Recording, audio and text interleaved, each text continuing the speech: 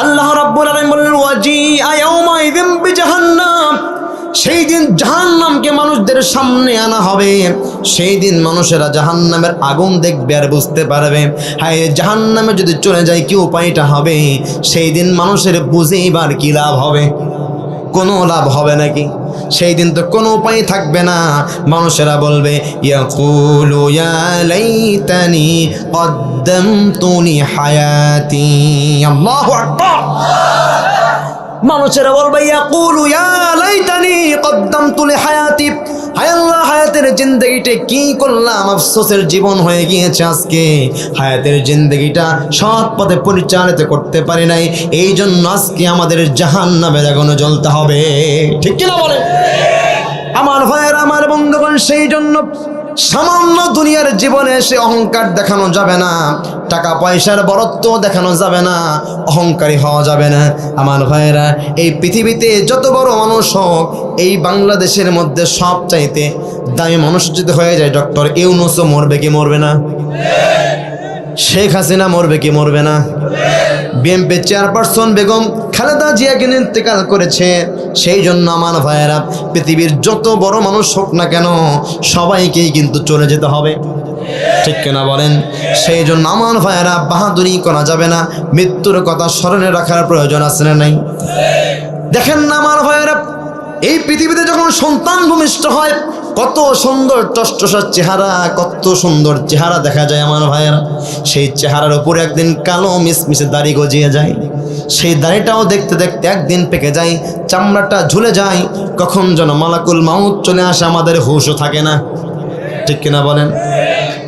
আমার ভাইয়েরা, আপনার সন্তানটা আপনাকে কত ভালোবাসে, আপনার বিবি আপনাকে কত ভালোবাসে। একদিন রাত্রিতে আপনি দেরি করে যদি বাসায় আসেন, আপনার বুক ছাড়া আপনার সন্তানটা ঘুমাতেও পারে না।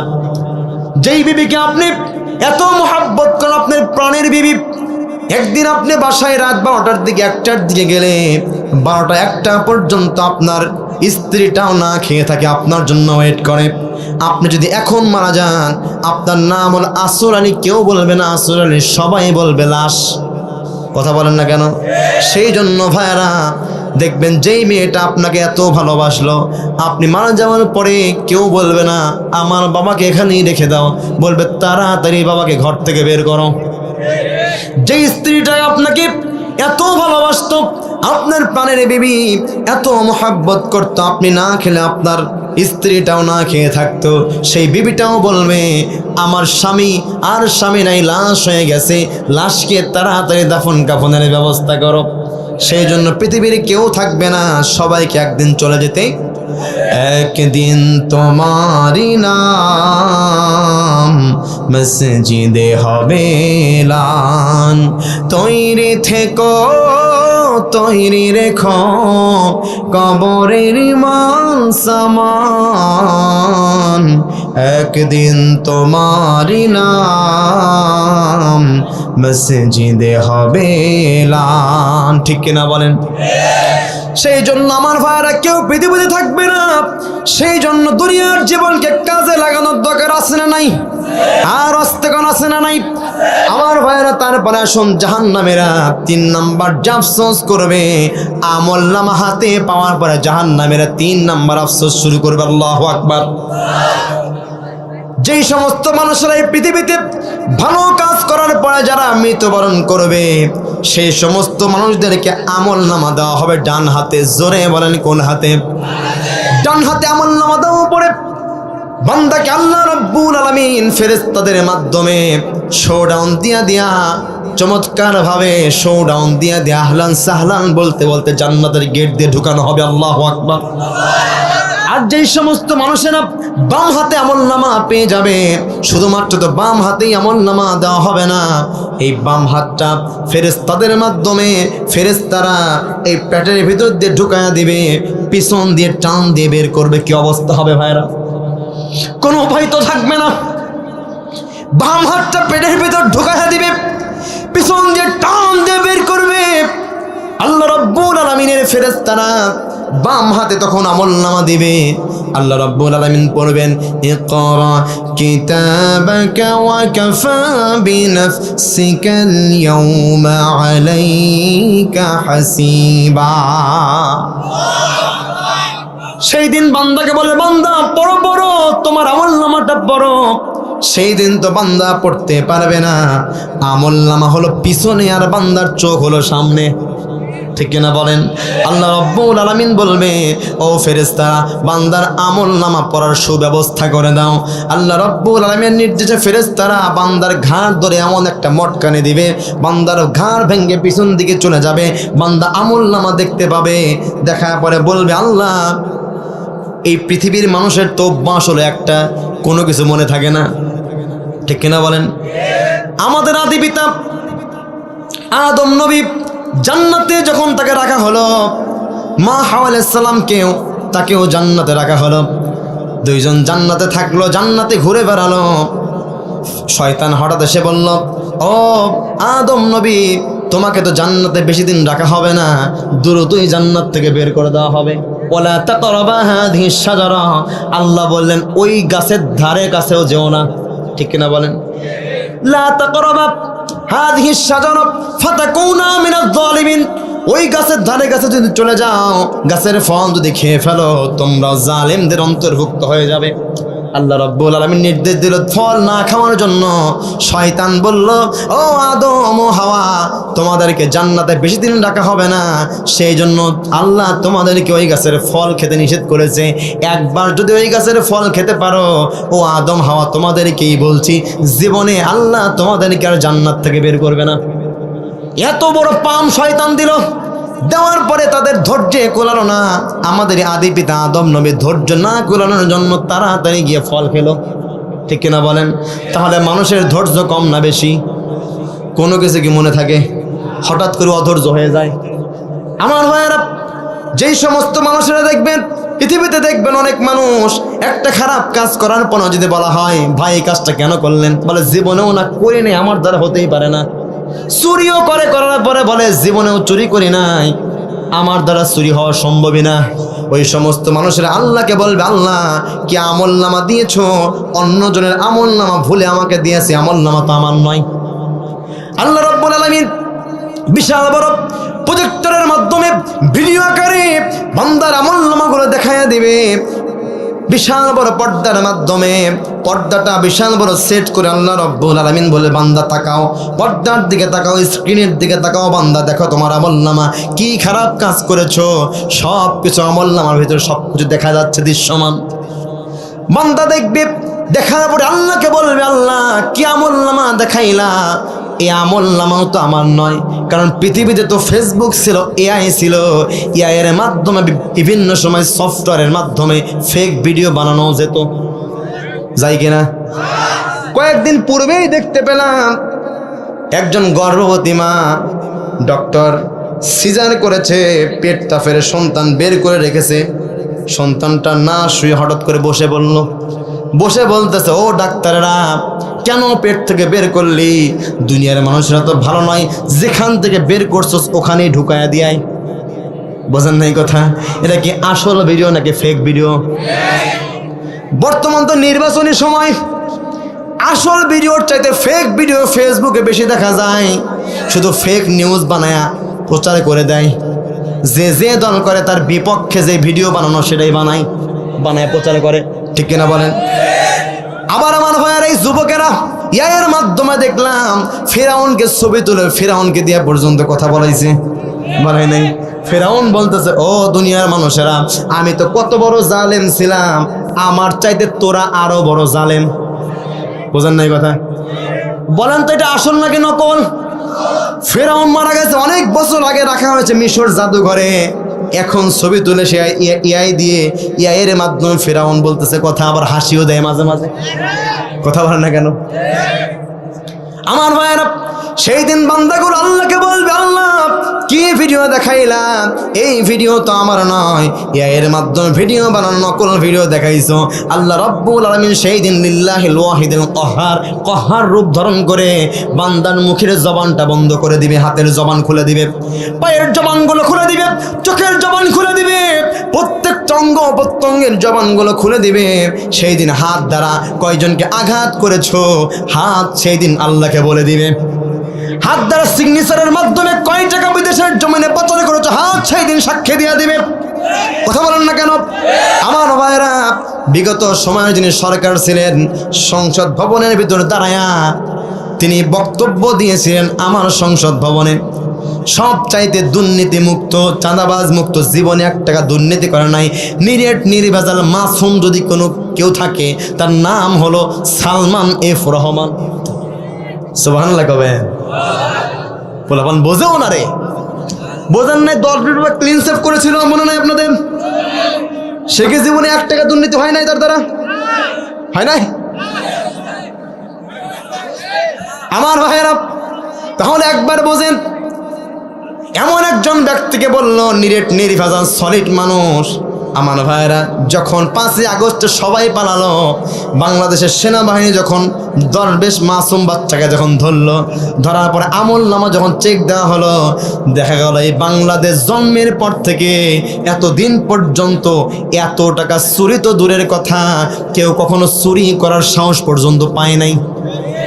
তাহলে একজন দরবেশ বা মাসুমের যদি অবস্থা হয়, যেগুলো খারাপ না জানি সেগুলোর কি অবস্থা? কথা বলেন না কেন? সেই দিন আল্লাহ রাব্বুল আলামিন কোনো কিছুই দেখবেন না, হাতের জবান খুলে যাবে। কয় টাকা বিদেশের জমিনে পাচারে করেছো, এই দিন হাত সেই দিন আল্লাহকে সাক্ষী দিয়া দেবে। ও যুবকেরা, চোখ সেই দিন সাক্ষী দিয়া দিবে। ও যুবক, এই চোখ দ্বারা তুমি গভীর রাত পর্যন্ত গার্লফ্রেন্ডের সাথে ভিডিও কলে কথা বলেছো, এই চোখ সেই দিন আল্লাহকে বলে দিবে। ঠিক কিনা বলেন? এই চোখ দ্বারা পাবজি খেলেছ, ফ্রি ফায়ার খেলেছ, অনলাইন জুয়া খেলেছ, সব কিছু চোখ বলে দিবে। ঠিক কিনা বলেন? ও যুবকেরা, অনেক যুবক তো আছে, এক একটা যুবকের 5টা 10টা 15টা 20টা পর্যন্ত গার্লফ্রেন্ড আছে না নাই? যুবক সকালে একজন, দুপুরে একজন, বিকেলে একজন, রাতে একজন, আছে না নাই? অনেক যুবক আছে ফজরের আজানের আগ পর্যন্ত স্মার্টফোন চালায়, আছে না নাই? ও যুবকেরা, তোমাকেই বলছে যুবক, শরীরটা নাপাক করে খারাপ ভিডিও দেখে, পর্নোগ্রাফি দেখে রাতে ঘুমায় গেলা, যদি মালাকুল মাউত চলে আসে যুবক, উপায় থাকবে না, সরাসরি আল্লাহর জাহান্নামে ঢুকতে হবে। ও যুবক, তোমাকেই বলছি, তোমার মতো যুবক বাইক অ্যাক্সিডেন্ট করে অনেক যুবক ইন্তেকাল করছে। হঠাৎ করে বর্তমান যুবকদের মৃত্যুর সংখ্যাই বেশি। ঠিক কিনা বলো? ও যুবকেরা, সেই জন্য হারাম কাজে লিপ্ত হওয়া যাবে না, হালালের উপরে চলার প্রয়োজন আছে না নাই? গার্লফ্রেন্ড বানানো যাবে না, গার্লফ্রেন্ড বানানো যাবে, মা বোনেরা বয়ফ্রেন্ড বানানো যাবে না, প্রয়োজনে বিয়ে করুন, বিয়ে করে আপনারা হালাল সম্পর্ক করুন। ঠিক কিনা বলেন? সেই দিন যুবকেরা চোখ বলে দিবে কয়টা গার্লফ্রেন্ড তোমার ছিল। আগে তো প্রথম যখন স্মার্টফোন নামার পরে বের হয়েছিল ফেসবুক। ঠিক কিনা বলেন? আগে তো ফেসবুক খুললেই শুধু উল্টাপাল্টা ভিডিও, মেয়েদের ডান্স, নর্তকীদের ডান্স বের হতো। এখন তো ফেসবুক খুললেই শুধু হুজুরদের ওয়াজ বের হয়। সে যুবকেরা রাগ করে বলল, কিসের ফেসবুক আর চালাবো না, খালি ওয়াজ, কি আর শুনবো, ফেসবুক বন্ধ। যুবকেরা ফেসবুক থেকে বেরিয়ে ধরলো ফ্রি ফায়ার। জোরে বলুন তো কি? ফ্রি ফায়ার ধরলো। এমন ফ্রি ফায়ার, যে ব্যক্তি ফ্রি ফায়ার খেলে ওর ফোন বাদ দিয়ে লুঙ্গি সহ খুলে নেয়, ওর টেরও পাবে না। আমার বাড়ির সামনে আমি দেখতে পেয়েছি, এশার নামাজের পরে আমি যাচ্ছি বাড়িতে, আমার বাড়ির সামনে জঙ্গলের ভিতরে 2 থেকে 3 জন যুবক ফ্রি ফায়ার খেলছে। ডুসিং আওয়াজ আসলে নাই, বন্দুকের আওয়াজ না, ঠাস ঠাস করে মারা এমন আওয়াজ। আমি তো নামাজ পড়ে যাচ্ছি ভাইরা সরল মনে, যখন ওদের সামনাসামনি হয়েছি, বলে সামনে মার, পিছনে মার, পিছনে মার, সামনে মার, জোরে মার, আছে না নাই? এইটা যখন বলে যাবে, আমি তো লাফায়া উঠেছি, আল্লাহ কি অবস্থা হলে এখন কি উপায় হবে। আমি তো মনে করি যে বন্দুকের আওয়াজ, এ তো মনে আমার দিকেই মারবে। পরে দেখলাম না, এই বেয়াদব যুবকেরা এই কাজ করতেছে। সেই ফ্রি ফায়ারও গেল, নতুন ভাইরাস আসলো গার্লফ্রেন্ড, যুবকদের গার্লফ্রেন্ড দিয়া ভরা, গার্লফ্রেন্ডও গেল, আর একটা নতুন ভাইরাসের উদ্ভব ঘটেছে। সেই ভাইরাসের নাম হলো অনলাইন ক্যাসিনো। অসংখ্য যুবকদেরকে ধ্বংস করে দিয়েছে অনলাইন ক্যাসিনো, ঠিক কিনা বলেন? ও যুবক, তোমাকেই বলছি, অনলাইন পিছনে, অনলাইন গেমসের পিছনে পড়ে নিজের সংসারে অশান্তি সৃষ্টি করো না। ও যুবক, তোমার জীবনের মূল্য কত তুমি জানো? আল্লাহ রাব্বুল আলামিন বলছেন, রাসূল বলছেন, যুবকেরা, একজন মানুষের জীবনের মূল্য আল্লাহর কাবা ঘরের চাইতেও বেশি। আল্লাহু আকবার। যেই কাবা ঘরের দিকে নামাজ না পড়লে নামাজ হয় না, যেই কাবাঘর তওয়াফ না করলে হজ হয় না, সেই কাবাঘরের চাইতে একজন মানুষের জীবনের মূল্য বেশি। সেই জন্য যুবকেরা, এমনি একটা আলতু ফালতু খেলা খেলে নিজের জীবনকে ধ্বংস করে দিও না। ও যুবক, তোমার জীবনের মূল্য কম নাকি বেশি? সেই জন্য যুবকেরা, সেই দিন চোখ সাক্ষী দিয়া দিবে, চোখ দ্বারা কি খারাপ কাজ করেছেন সেই দিন চোখ সাক্ষী দিয়া দিবে। কথা বলেন ঠিক কিনা? সেই জন্য আমার ভাইরা, জাহান্নামের 3 নম্বর আফসোস করবে আমল নামা হাতে পাওয়ার পরে। সেই জন্য আমাদের ভালো আমল করার প্রয়োজন আছে না নাই? আর আস্তে করা আছে না নাই? এরপরে আমার ভাইরা, জাহান্নামীরা 4 নম্বর যে আফসোস করবে, সে আফসোসটা হলো পরিপূর্ণভাবে আল্লাহর উপরে ঈমান না আনার আফসোস। আমার ভাইয়েরা, এই পৃথিবীতে দেখবেন অনেক মানুষ আছে আল্লাহকেও মানে, আবার তাগুতের পূজা করে, আছে না নাই? আল্লাহকেও মানে মাজারে সিজদা দেয়, আল্লাহকেও মানে পীরের কদমে সিজদা দেয়, আল্লাহকেও মানে, আবার দেখবেন আল্লাহর তৈরি করা কিতাবের আইন বাদ দিয়া মানুষের তৈরি করা আইন মানে, আছে না নাই? আমার ভাইয়েরা, সেই জন্য আপনি আল্লাহকে মানলে আল্লাহকেই মানতে হবে, পৃথিবীর কাউকে মানা যাবে না, ঠিক কিনা বলেন? আল্লাহ বললেন, দুনিয়ার মানুষেরা 90% ইমান দিয়েও চলবে না, 99% ইমান দিয়েও চলবে না। ইমান আনতে হলে 100তে 100% আনতে হবে। কথাকার? সেই জন্য আমার ভাইয়েরা, যে ব্যক্তি আল্লাহকে মানবে, আল্লাহকে ভয় করবে, সেই ব্যক্তি কোনোদিন তাগুতের গোলামি করতে পারবে না, ঠিক কিনা বলেন? আল্লাহকে ভয় করে যদি, আল্লাহকে পরিপূর্ণ মেনে যদি ওই ব্যক্তি এলাকার চেয়ারম্যান হয়ে যায়, জীবনে কখনোই তার দ্বারা সম্ভব হবে না এলাকার গরিব দুঃখী মানুষের ইলিফের চালগুলো মেরে খাওয়া। আল্লাহকে পরিপূর্ণভাবে আল্লাহর উপরে মানে আল্লাহকে ভয় করে যদি এলাকার মেম্বার হয়ে যায়, যাই করুক আর তাই করুক না কেন, ওই এমপি জীবনেও কখনো ব্রিজের ভেতরে রডের বদলে বাঁশ ঢোকাবে না। আল্লাহকে মেনে যদি, আল্লাহকে পরিপূর্ণভাবে আল্লাহর উপরে ঈমান এনে আল্লাহকে ভয় করে এই দেশের প্রেসিডেন্টও যদি হয়ে যায়, মানুষের উপরে জীবনেও জুলুম চালাতে পারবে না, ঠিক কিনা বলেন? সেই জন্য আমার ভাইয়েরা, আল্লাহর উপরে পরিপূর্ণ ঈমানের প্রয়োজন আছে না নাই? যে সমস্ত মানুষেরা আল্লাহর উপরে জুলুম করবে, আল্লাহর উপরে পরিপূর্ণ ঈমান না আনবে, তারা কি আফসোস করবে আল্লাহ রাব্বুল আলামিন সে কথা 39 নম্বর সূরাতুজ জুমার এর 56 নম্বর আয়াতে রব্বুল আলামিন সুন্দর করে বলে দিয়েছেন, আতাকুলা নাফসু ইয়া হাসরাতা আলা মা ফাররাতু ফি যামবিল্লাহ ওয়া ইন কুনতু লামিনাস সাখিরিন। আল্লাহ বললেন, ও দুনিয়ার মানুষেরা, এমন যেন না হয় যেন তোমরা হাসরের ময়দানে গিয়ে তোমরা বড় হায় আল্লাহ কি আফসোস, আজকে আফসোসের জীবন হয়ে গেল, আমরা তো আল্লাহর উপরে জুলুম করে ফেলেছি, আমরা তো পরিপূর্ণ বিশ্বাস আল্লাহকে করতে পারি নাই, সেই জন্য আজকে আমাদের জাহান্নামের আগুনে জ্বলতে হবে, এমন যেন অবস্থা তোমাদের না হয়। কে বলেছেন? সেই জন্য আল্লাহকে মানতে হলে 99% মানলেও চলবে না, 100তে